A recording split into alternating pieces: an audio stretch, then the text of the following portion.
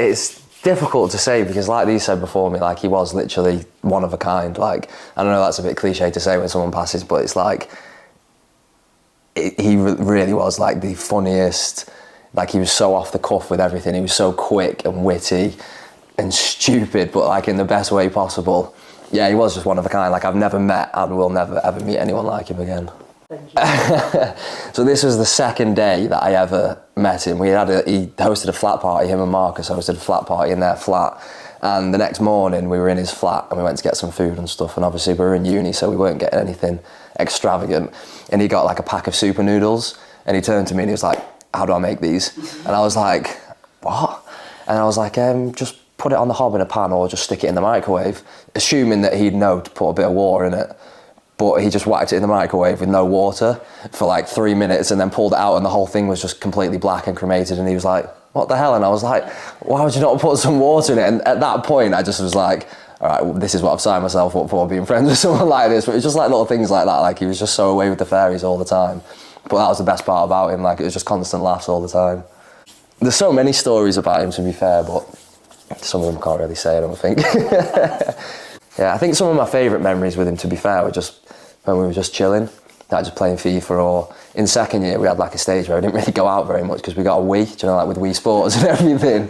And for hours on end we'd just sit there playing Wii bowling. And I've never known someone to be so good at Wii bowling. He'd just get a strike every time, like perfect games. And I was just like, what? Because it was his idea to bring it, and I don't know why, because he was obviously so good at it. He wanted to show off in front of everyone. But yeah, I think they were my favourite memories. Like, in first year, me, Marcus and Danny would just play FIFA for like 5 hours, and we'd just sit there, and then he'd always wear this onesie. Like, he wouldn't wash it, he'd wear it all the time. And like, we'd go to Domino's across the road and he'd keep the onesie on and just go to Domino's in his onesie and his sliders. And to be fair, I'd have my dressing gown on, which my mum looks down on a bit. She was like, "Oh, I can't believe you go to Domino's with your dressing gown on." But yeah, I think a onesie's probably even worse, to be honest. But yeah, just everything about him was class, to be fair. So we got there, the first few hours of the trip were just anything but you do in Amsterdam. We got food, we walked around the town and everything. And then we went back to the hotel at probably about 5 o'clock, 6 o'clock, and we had a nap. Because we were both knackered, obviously been flying all morning. So I think the flight was about 6 in the morning, 7 in the morning, so it was a really early flight. So we went back to the hotel, had a nap, woke up at like 8, had a few drinks and then went out. And the night was just like a normal night, like we were going to a few bars and stuff. And then the next thing I remember, I just literally woke up in my bed. And that's just completely it, like I just completely blacked out and woke up in my bed and just turned around and Danny just wasn't there. Well, I woke up and for probably half an hour searched for my phone because I thought, Danny's not there. Like, at the time, obviously, if your friend's not in bed, he could be anyway. You don't think the worst straight away. I thought maybe he couldn't wake me up, maybe he's gone for breakfast. So looked for my phone for about half an hour, turned the room upside down, and then when I couldn't find my phone, this was when I was a bit like, okay, this is pretty bad because I have no idea where he is. So then I went downstairs and there was a McDonald's across the road, probably like a 2-minute walk, and we'd been there like twice already, so I thought, let's just see if he's gone there to get some breakfast. So I went in, walked around the restaurant, and this was when I was like, right, I'm starting to panic a bit now. And then went back to the hotel to go to the reception to see if they could give me any information on if they had seen him. And that's when there was 2 detectives in the reception of the hotel, and they said, "What's your name?" And I told them my name, and then they were basically, told me they had something to tell me. So they came over to me, and well, at first they just said, "Are you Bailey Thompson?" And they were just 2 normal people, like in just normal clothes and a police uniform on. So I was a bit like, yeah. And they showed me the police badge, and I was like, oh God, like, my initial reaction was that he'd been arrested for something, that he'd got into a drunken altercation or he got a bit rowdy or whatever, and he'd been arrested. So then I started saying, like, what's this about? And at this point I was shaking, I was panicking, because I was thinking, oh God, like, if he's been arrested in a foreign country, like, this is going to be an absolute nightmare to try and sort. And then they said, right, come up to the room and we'll talk to you. And they seemed normal, like, they didn't seem like they were panicking, or they didn't seem like, so I was like, okay. And then in the lift, I said to them, I said, is he okay? And they looked at each other and just their faces just completely changed, and they looked down and they wouldn't give me any eye contact after that. And that's when it hit me that I just knew something really bad had happened. And then I said to them in the lift, I said, is he dead? And they just didn't answer. And that's when I knew. I was like, yeah, like, something really, really bad has happened. They basically sat me down on the bed and they got like a recording out, and they were like, we need to record this conversation. And then I can't really remember exactly what they said, but they told me that he had died but then they wouldn't tell me any more information. They were like, we cannot tell you any more information. They were just sort of asking me questions about the night, like where we had been. And I kept saying to them, I was like, I don't really remember anything. I was like, I can't really be of any help to you because everything's such a blur. Like, I'm so confused as to what happened that night. Like, I don't remember anything. It was weird because when they told me that he had died, like, I already knew. Like, I could just tell from their faces. And like I said, like in the lift, I just knew. And even though I knew and they just told me, I didn't believe them. I was like, they can't. I just said to him, I was like, no, he can't be. Like, I was literally with him a few hours ago. Like, there's no way. And it feels surreal. Like, I was kind of just waiting to wake up. Like, this is just a horrific dream. Like, it felt like a really bad, like, nightmare.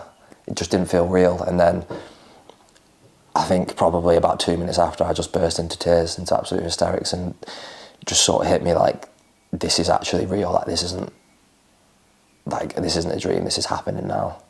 I didn't have my phone, so that was my priority, to try and get a phone and let people know, because obviously no one would have heard from me or Danny or anything like that. So I was just a bit like confused of what to do. And the police obviously weren't there to help me, they were just there to tell me and get as much information. So they just sort of left.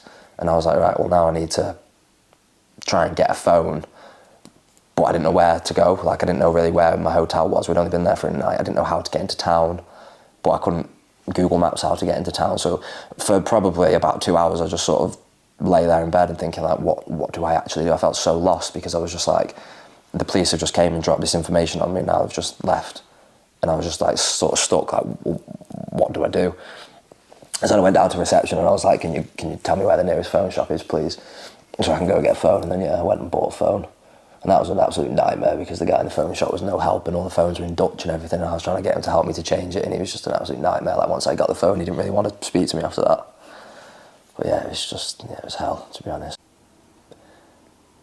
Spoke to Danny's sister, and rang them on Snapchat, and spoke to his mum, because obviously she had known what happened. She spoke to the police in the UK, but she just wanted it confirmed from my side. So yeah, I told his mum what had happened, sort of, and then got in contact with my sister on Snapchat so I could speak to my mum. And then I think I just spoke to my mum for about an hour, to be fair, just about what to do. Like, because the police had just left me. They didn't give me any information of what to do. They just said, stay here until we come back. So I was like, this could be an hour, this could be a day. I don't really know what to do. So yeah, I just sort of stayed in contact with all my friends, my family, and just kept talking to people to try and stay sane, I guess. Yeah, they took me around in the car the next day for probably about an hour or two to sort of try and see if it could jump my memory and give me any recollection, but nothing did. Like, I couldn't remember anything about the night at all. And at this point, they were telling me I couldn't go home yet, so that was probably the worst part, because I just wanted to just, like, it was hard because I wanted to help. I'd have done anything to give them information, but when you don't remember anything, it's like, what could I say to them? Like, I didn't know how I could help, what I could do to help. So I said to them, I was like, can I please just go home? Like, I can't be of any service to you here. And they wouldn't let me, because they were like, no, we need you to stay here and help. So I think it was after they had took me round all the bars in Amsterdam and sort of realised that they weren't getting anywhere, that was when they were like, right, you can go home tomorrow if you want. So that's when I went home after that. I got back, and then one of the first things I did was come to meet all my Leeds friends back at the house, like they were on about before, at Marcus's house. But I can't remember how long that was after I got back, to be fair. It might have been a day or a week, I don't know. But for the most part, I kind of just lay in bed, really, trying to get to grips with what had happened and sort of try and understand it a little bit. And I think the worst part was I was thinking about it so much, because I was trying to get my brain to remember what had happened, but it wouldn't. Like, I could still to this day, like I say to these all the time, like, I've got no recollection of anything that happened that night.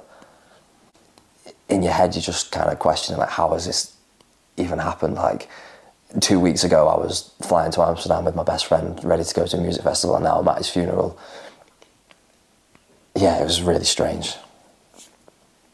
For probably about a year after it happened, like, my anxiety was just through the roof. Like, I tried to sort of just crack on with normal life and go out with my friends and stuff, but there was always just that, like, fear in the back of my mind. Like, I didn't feel safe anywhere that I went.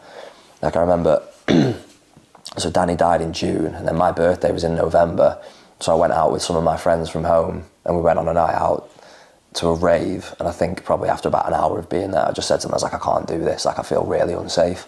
And in reality, nobody there was out to get me, but every single time I looked at somebody and made eye contact with them, I was like so on edge that something bad was going to happen. And then it was like that for a while, to be fair. I think there was a long time when I was going out and I was drinking, but I wasn't enjoying it. Like I was just drinking for the sake of drinking to sort of forget about things.